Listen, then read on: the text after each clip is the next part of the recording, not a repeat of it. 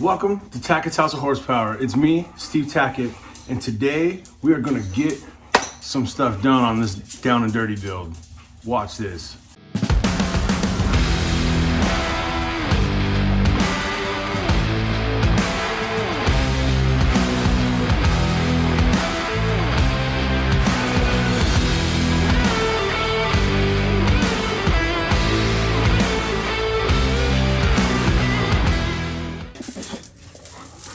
I know.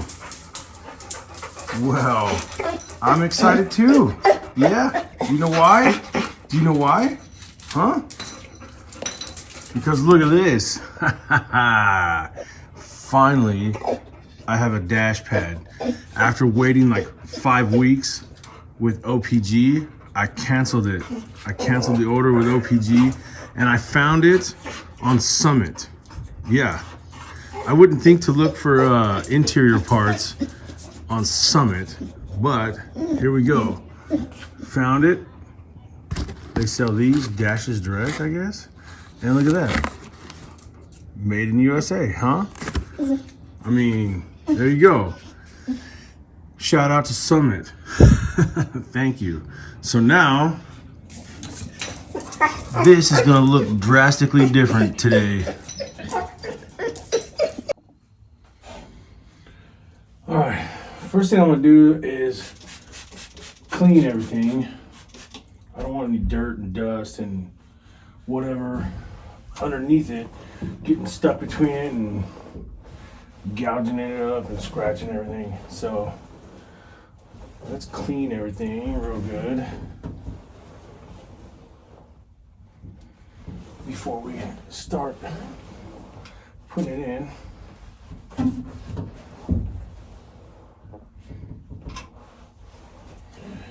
Okay.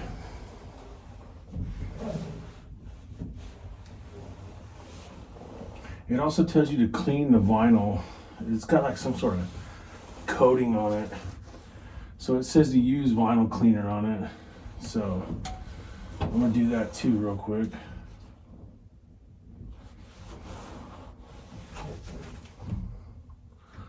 It did come with hardware, nuts and washers.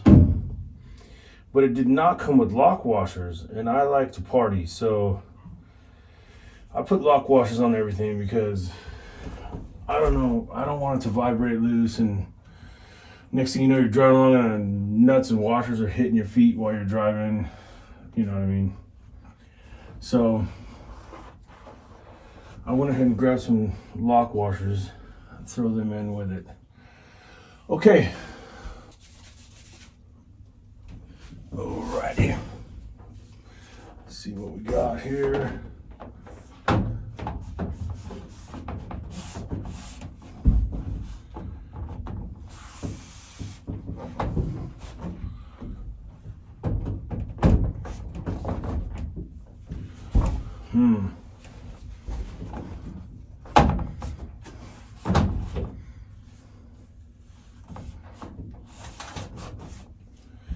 Sits in there about like that, huh?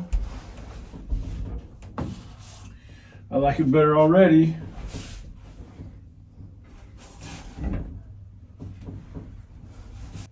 All right, what do you think? Does that look better? I think so. Looks pretty good to me. Good enough for the girls we hang out with, you know?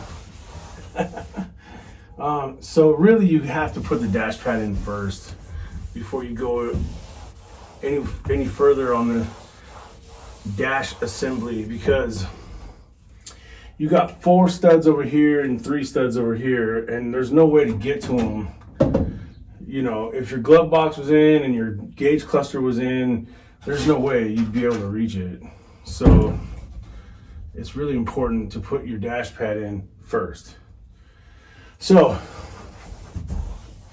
now that we got that out of the way, we can go ahead and pop our gauges in and get started on the steering column.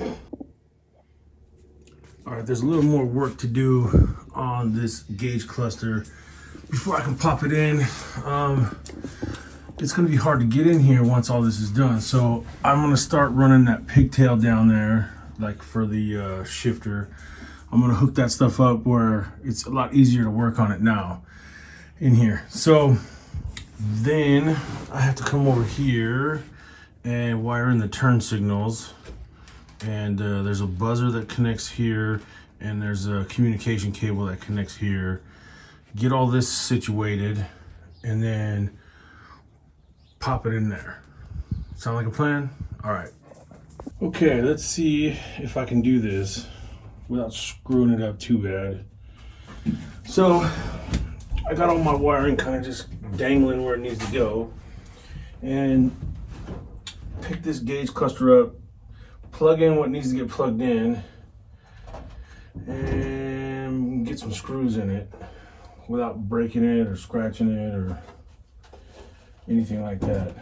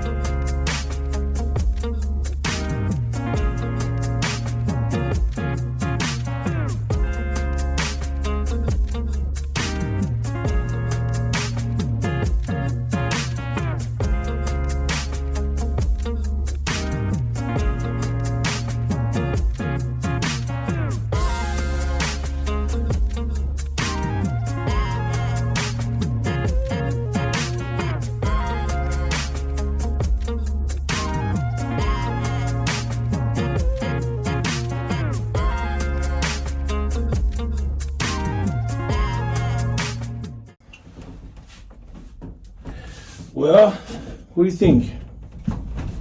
Let me get you down here so you can get a better, closer look. All right, how's that for an improvement? Dash pad is looking good. Gauge cluster's looking good. All this is hooked up. Wipers, lights, gauges, cigarette lighter. The only thing I'm missing is the ignition switch, and I bought a lock cylinder kit for the whole car. Doors, trunk, ignition, and glove box kit. And yeah, it's on back order. Same with the ignition switch. It's on back order. No ETA. So that's fun.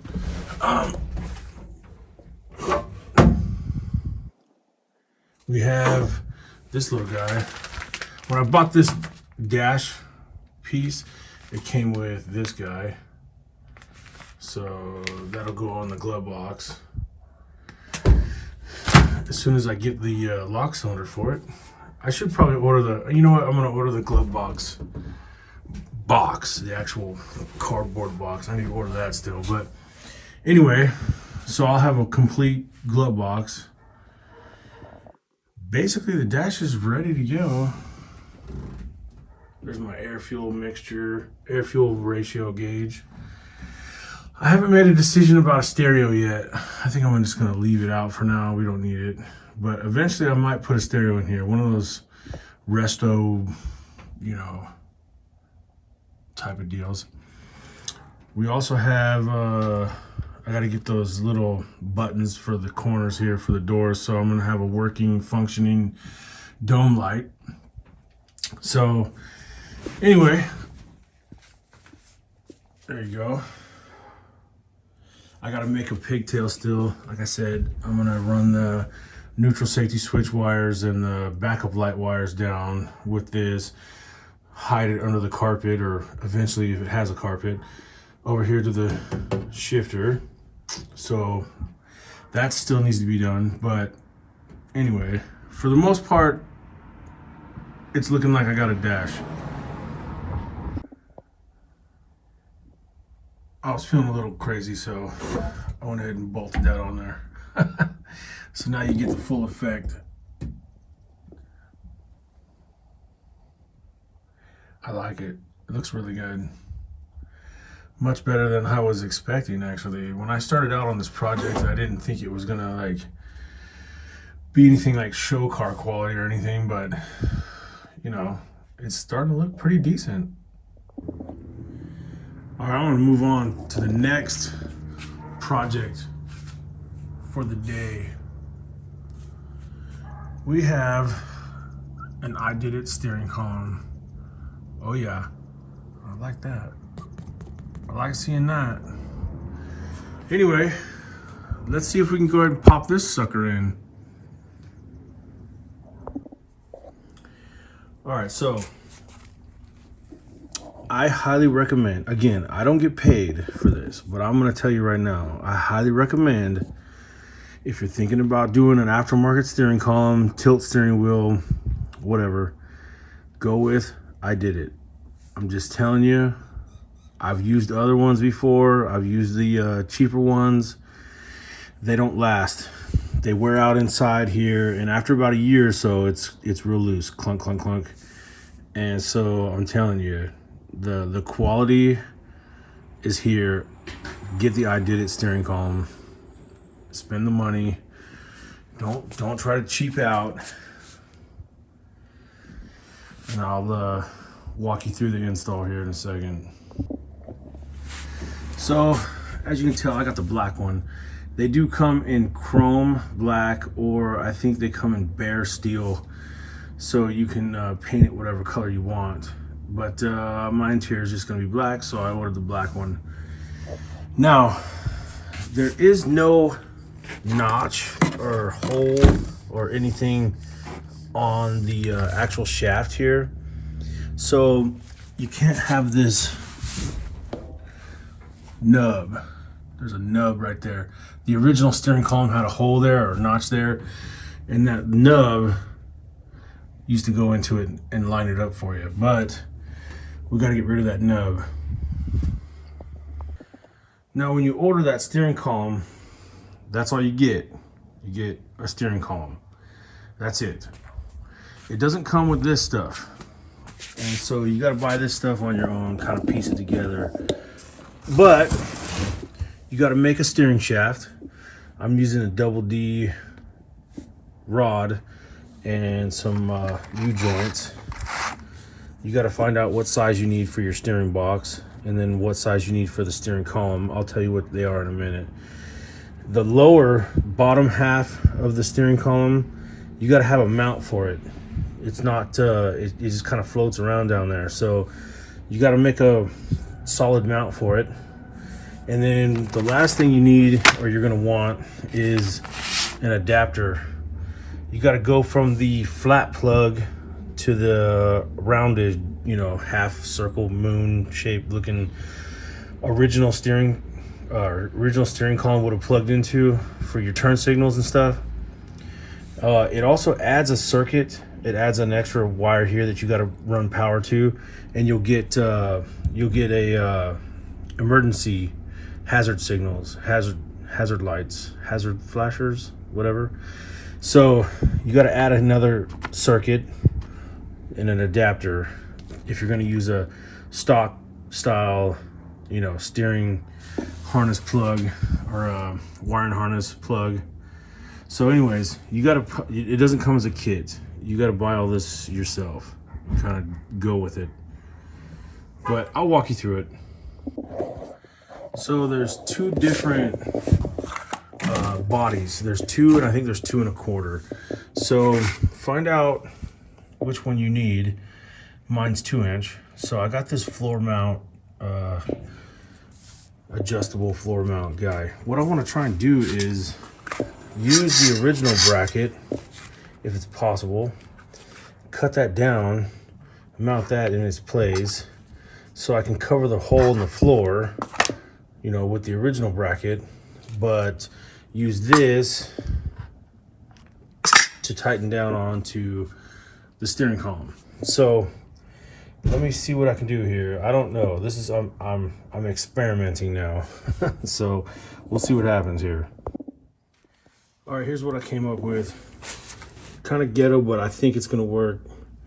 I took the original floor piece, cut it down, and then I marked the holes where this can mount to, right? And then I always save scraps of Dynamat just for this reason. We'll sandwich originally there would have been like a rubber gasket. So because there's no clutch pedal or anything like that going through that hole, what I'll do is I'll just trim this to fit, squish a piece of Dynamat on the floorboard, screw this in to the original bolt holes. That will screw to that, and the steering column will slide right down the center. What do you think? Let's try it. Well, I guess I'll see you guys down at SEMA next year. What? All right, she's in there.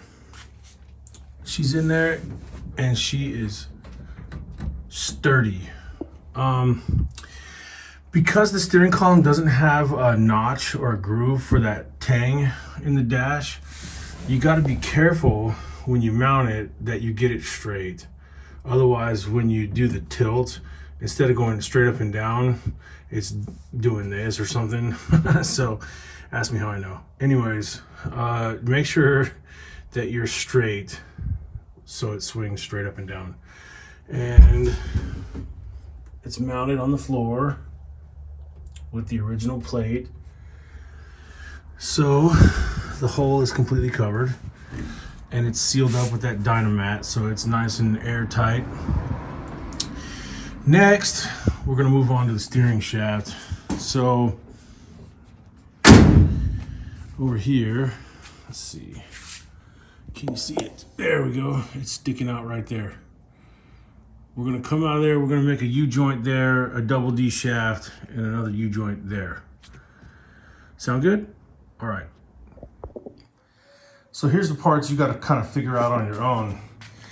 The universal joints and the double D shaft. So 3/4 double D is like your standard average, most guys use type of deal. That's for your shaft. Now your U-joints, you gotta figure out what the steering box is, that spline, and you gotta know what the spline is on the steering column. So here's something kind of goofy. They are both, on this car, 36 spline, but a different diameter. So I believe 64 and 5, don't quote me, but 64 and 5, I believe, are 36 spline, and they are 13/16. And the best way to find out is to go get a wrench, a 13/16 wrench, and stick it on there, right? And then the steering column is 36 spline, 3/4 wrench, 3/4. So come over here, ta-da, stick that wrench on there, and that's a quick way of measuring the shafts.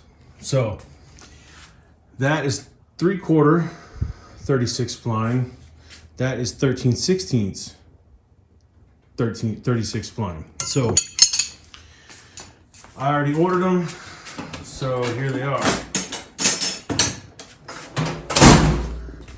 What I'm gonna do is take them, stick them on there, get them all situated, and then measure the distance between the two, cut me a piece of shaft, slide it all together. Sound good? I cut it twice and it's still too short. So this is why they call it a double D shaft. It looks like 2 Ds back to back, I guess. I don't know. Anyways, I'm just kidding. Of course I got it right the first try. Look.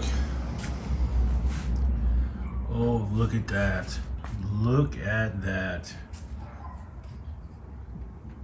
Huh? Perfect. Looks good too. I like it. So what I usually do is they give you Allen set screws, but I don't like that. I'm always nervous they're gonna come loose and fall out, and the shaft slides down, and then it binds up in there, and then you can't steer, and you're screaming like a little girl. I don't know.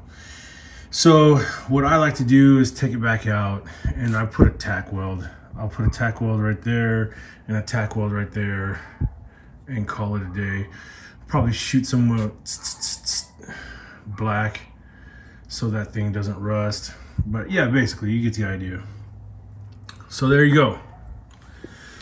Now, the only thing left to do is, wow, it's starting to get dark.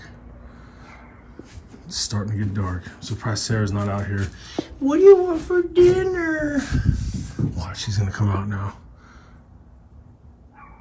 No, okay. All right, so here we got this guy. Let me open it up and show you. So you need this guy right here. If you're running like an original style wiring harness, you got the round plug, you know, the stock style harness, and then you got to go to the flat plug, this guy. So you need this adapter. It goes from the flat to the 2 round, but it also, you want to run 12 volts constant to this. Somewhere on the fuse panel is fine, and it's got its own fuse, and it's got its own flasher, and you tuck that up in there somewhere and you hide it. And then you got an emergency flasher, which this car did not come with factory, obviously, you probably know that. But you need this guy right here to hook everything up to the original harness and give you that emergency flasher. So anyway, yeah, I gotta start cleaning up, because seriously, you don't understand what happens when Sarah gets hungry, okay? You guys, seriously. All right, you guys know what the last step is, right? That's right. Go crack open a cold one. No, I'm just kidding. You put your sticker on the wall. Come on, look at that. I did it. I'm running out of space over here. I'm gonna have to start putting it somewhere else. Put it on a, don't look at this pile of mess here. This is all down and dirty parts. Put it over there somewhere? I don't know. Anyways, I'll find somewhere.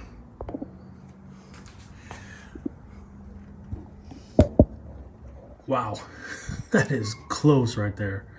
But hey, I'll take it. All right, well, I think that's enough damage for today. I put away all the tools. It's time to go inside and eat. As you can tell, it's pretty dark out there. But you know, it was a good day when you got yourself a pile of empty boxes on the ground. So we got some work done today. Made some progress, which is good. So I just want to say thank you guys. I really appreciate you watching this. And if you like, subscribe, comment, hit a thumbs up, any of that stuff, it's really helpful. Helps the algorithm, helps keep me going, gives me some motivation. I really appreciate it, man. I really get excited when I get a comment from one of you guys. So with that being said, I appreciate you watching, and see you next time.